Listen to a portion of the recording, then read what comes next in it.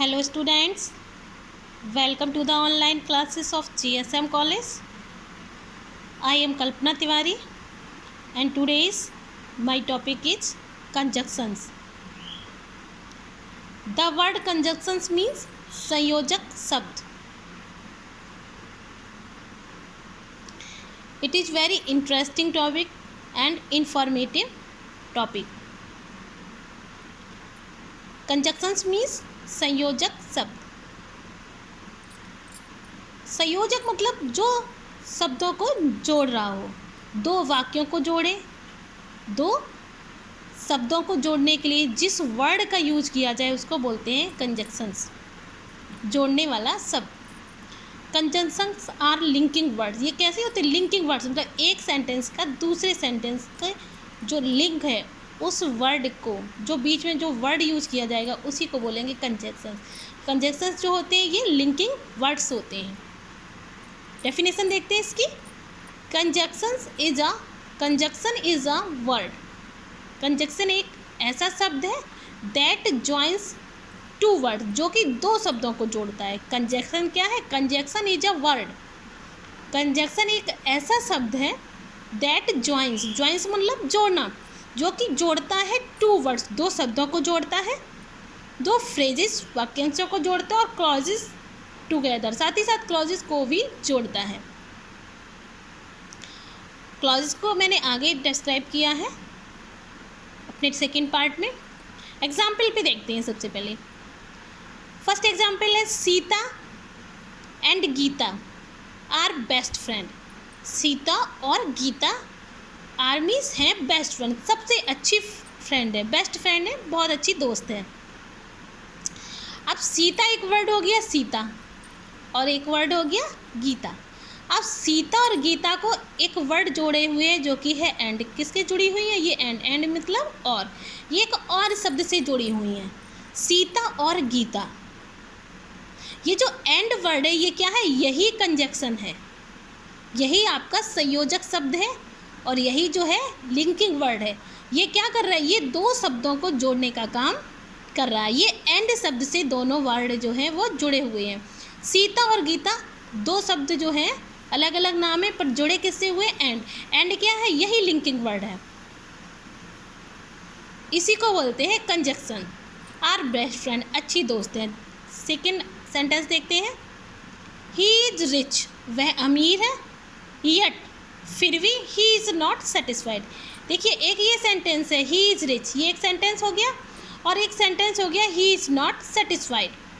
वह अमीर है और वह संतुष्ट नहीं है, और इन दोनों सेंटेंस को एक सेंटेंस बना दिया गया है. मीन्स दो वाक्यों को जोड़ने का काम कर रहा है और दोनों वाक्य किस वर्ड से जुड़े हुए हैं? यट से. दोनों वाक्यों को यट वर्ड ने जोड़ा है. ये जो यट वर्ड है ये क्या हो गया? ये आपका कंजंक्शन हो गया. यही संयोजक शब्द है, ये लिंक कर रहा है इस सेंटेंस को इस सेंटेंस से जोड़ने का काम कौन कर रहा है? यट कर रहा है. वह अमीर है फिर भी, अमीर है फिर भी कैसा? ही इज़ नॉट सेटिस्फाइड, फिर भी वो संतुष्ट नहीं है. वह अमीर तो है फिर भी वह संतुष्ट नहीं है. तो इसमें ये जो एंड है और यट है ये दोनों कैसे वर्ड है? ये दोनों ही कंजंक्शन वर्ड है. बहुत ही इंटरेस्टिंग टॉपिक है, बहुत ही अच्छा टॉपिक है. ये DLED सेकेंड और फोर्थ दोनों सेमेस्टर्स के लिए मोस्ट इम्पॉर्टेंट टॉपिक है. हर साल इससे एक क्वेश्चन ज़रूर आता है एग्ज़ाम में. अब समझते हैं कि कंजंक्शन क्या होता है. कंजंक्शन जो होते हैं वो दो प्रकार के होते हैं. एक होते हैं कोऑर्डिनेट कंजंक्शन, दूसरे होते हैं सबऑर्डिनेटेड कंजंक्शन. कंजंक्शन कितने प्रकार के होते हैं? कंजंक्शन जो होते हैं वो टू टाइप्स होते हैं, दो प्रकार के होते हैं. एक होता है कोऑर्डिनेट कंजंक्शन, दूसरे होते हैं सबऑर्डिनेट कंजंक्शन. जो कोऑर्डिनेट कंजंक्शन होते हैं इनके भी टू पार्ट्स होते हैं. एक पार्ट होता है कोऑर्डिनेट कंजंक्शंस. इसमें क्या होता है? कोऑर्डिनेट कंजंक्शन में टू सेंटेंस होते हैं. कोऑर्डिनेट कंजंक्शन में दो सेंटेंस होंगे और दोनों ही की क्या होगी? इंडिपेंडेंट क्लॉज होगी. ये क्लॉज को मैंने अपने सेकेंड पार्ट में आपके लिए उसमें एक्सप्लेन किया है इसको लेकर के. अभी आप सिर्फ इसको देखिए और सेकंड पार्ट जब आप देखेंगे तो ये क्लॉज जो है आपको बहुत अच्छे से समझ में आ जाएंगे.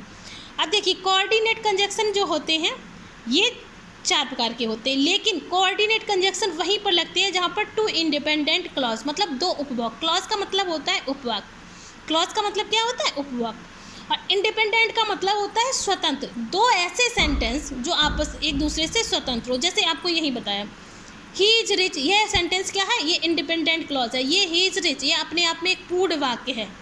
ही इज नॉट सेटिस्फाइड, वह फिर भी संतुष्ट नहीं, वह संतुष्ट नहीं है, ये भी सेंटेंस अपने आप में क्या है, पूर्ण है, कंप्लीट है, स्वतंत्र। इंडिपेंडेंट का मतलब होता है स्वतंत्र, क्लॉज का मतलब होता है उपवाक्य। मतलब दोनों ही इंडिपेंडेंट क्लॉज होती है, दोनों ही सेंटेंस अपने आप में पूर्ण होते हैं, और उनमें हमें कंजक्शन का यूज करना है, तो हमने इसे यट का यूज किया है।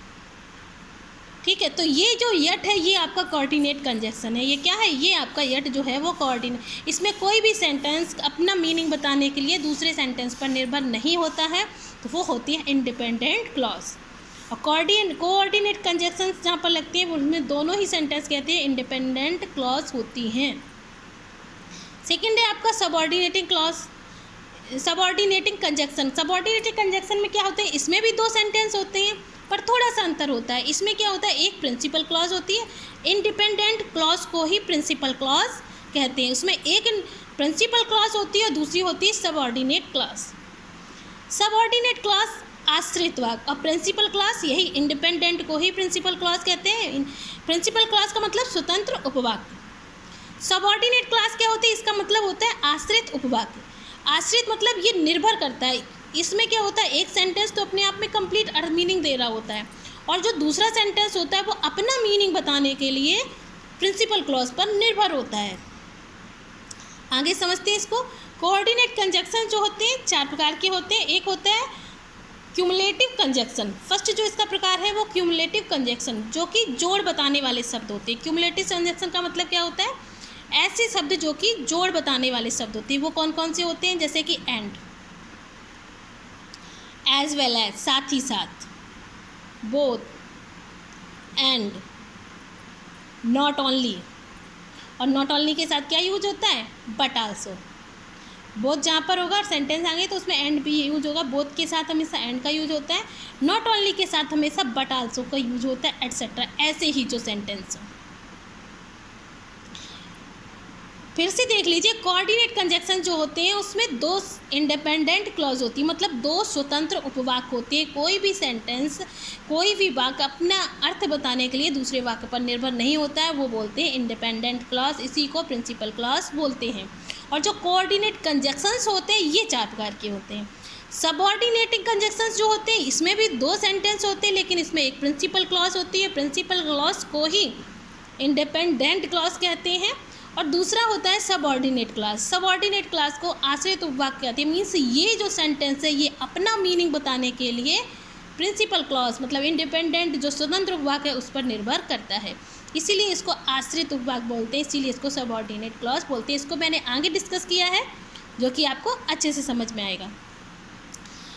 अब कोऑर्डिनेट कंजक्शन जो होती है वो 4 प्रकार की होती है। उसमें जो फर्स्ट प्रकार है, फर्स्ट टाइप है, वो है क्यूमुलेटिव कंजक्शन, जिसमें जोड़ बताने वाले शब्द यूज होते हैं, जैसे कि एंड, जो मतलब जोड़ने वाले शब्द हैं वो आते हैं क्यूमुलेटिव कंजक्शन में।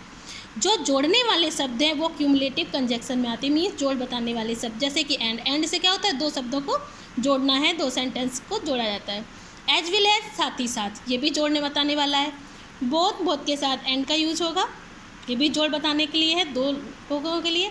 नॉट ओनली, न केवल, बट आल्सो, नॉट ओनली के साथ बट आल्सो का यूज होता है, एटसेट्रा आदि। ऐसे ही और भी वाक्य होते हैं। इसका एक एग्जाम्पल देखते हैं।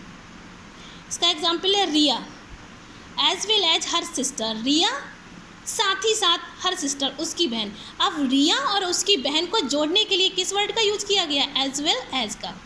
क्यूमुलेटिव कंजक्शन जो होते हैं वो एज वेल एज मतलब जोड़ बताने वाले शब्द। रिया और उसकी बहन को जोड़ने के लिए किस वर्ड का यूज किया गया, रिया और उसकी बहन साथ ही साथ। रिया एज वेल एज साथ ही साथ हर सिस्टर, उसकी बहन। इज ब्यूटीफुल, सुंदर है। रिया सुंदर है, साथ ही साथ उसकी बहन भी क्या है, वो भी सुंदर है। तो ये रिया और उसकी बहन को किस वर्ड से जोड़ा जा रहा है, एज वेल एज से। ये क्यूमुलेटिव कंजक्शन जो होते हैं वो जोड़ बताने वाले शब्द होते हैं। नेक्स्ट सेंटेंस क्या है, ही ऑफर्ड देम, उसने ऑफ़र दिया, मतलब उसने ऑफ़र देम, उसने उनको ऑफ़र दिया, बोथ मतलब दोनों चीज़ों का, केक एंड स्वीट। केक का भी ऑफ़र दिया और स्वीट मिठाई का भी। अब देखिए बोथ के साथ क्या है, एंड का यूज होगा। देखिए ये बोथ है और बोथ के साथ एंड का यूज होगा। उसने बोथ दोनों ही चीज़ों का उसने ऑफ़र किया था, दोनों ही चीज़ों के लिए उनको देने के लिए कहा। केक के लिए भी बोला और स्वीट, एंड आया बोथ के साथ, and both cake and sweet दोनों ही चीज़ों को उसने ऑफ़र किया। ये शब्द जो है वो जोड़ बताने वाले। I hope you all will understand very well.